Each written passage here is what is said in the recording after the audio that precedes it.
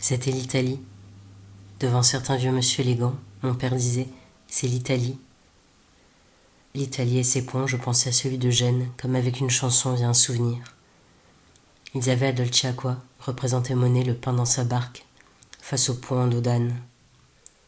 Les pots en terre cuite avaient des lèvres, comme si, pour la joie du cliché, même les pierres parlaient. Il y avait des parvis d'église avec dessus petite alimentation, mon père disait « c'est l'Italie », une épicerie sur un parvis d'église. Comme si pour la description, le bel exercice fou de décrire, il me fallait mon père pour devant le Christ gisant dire « regarde, le gisant », et que je scrute ses côtes. Et ma mère pour, devant le tableau du Christ yeux ouverts, supposer « il doit faire comme la Joconde et suivre des yeux ». Essayer et se raviser, non, ou c'est un autre suivre, d'un peu plus loin. Les murs annonçaient les morts, mon père disait « c'est bien ». Aucun mort est complètement quidam. Dans l'église à la sortie de Dolce Acqua, devant une statue, ma mère a remarqué, elle tient une assiette. C'était Sainte Lucie, portant ses yeux, deux billes bleues qui nous regardaient depuis la porcelaine. En haut, juste sous l'auréole, les paupières étaient closes, les cils peints, calmes, laissaient seulement imaginer le trou. Lucie de Syracuse, disait Wikipédia, je répétais après lui, Lucie de Syracuse, dont la dévotion le vœu de virginité perpétuelle, après la grâce de la guérison de sa mère, avait suscité les fous du fiancé. Lucie torturée chantait encore dans les flammes du bûcher les louanges de Dieu. Pour ses pupilles, deux versions, qu'on les lui arrachait par supplice, ou qu'elle s'en soit dépouillée elle-même en réponse absolue au fiancé fureur.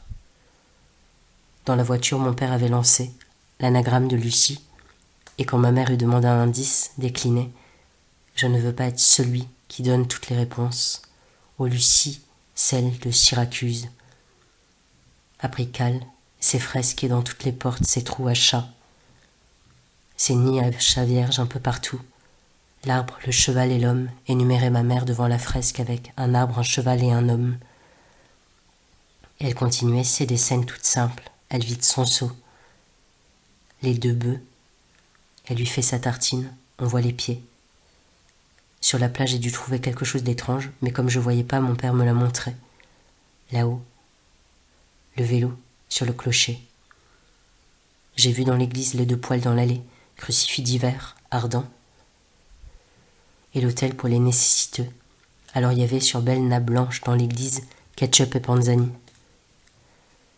Le sang du Christ en bouteille entamée et quelques carottes, mon père a dit, les 4 clous. Et que en filmant je peux montrer le ketchup et l'église. En photonnant, l'autel ressemblerait à une table seulement. Apricale vantait sa grotte à pèlerinage, au milieu de Notre-Dame de Lourdes, de la Salette où ça irait Yévo. Une toute petite grotte, en cœur de village.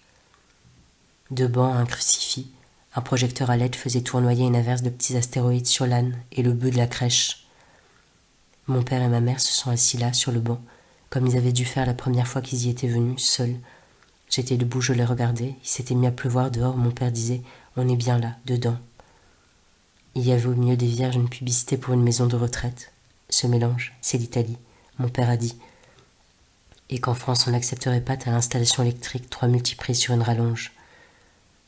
Celle-là, c'est ma préférée, a dit ma mère devant la fresque tout en bleu et jaune d'une dame qui filait adossée à un arbre.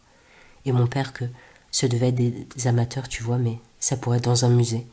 Parce qu'on avait parlé matin de la différence entre écrire dimanche ou écrire métier. Et devant la fresque d'un vieil homme qui avait enlevé un bras de son manteau pour fumer sa pipe et garder la manche sur l'épaule, ma mère a dit « c'est aussi ma préférée, il est tout simple et digne ».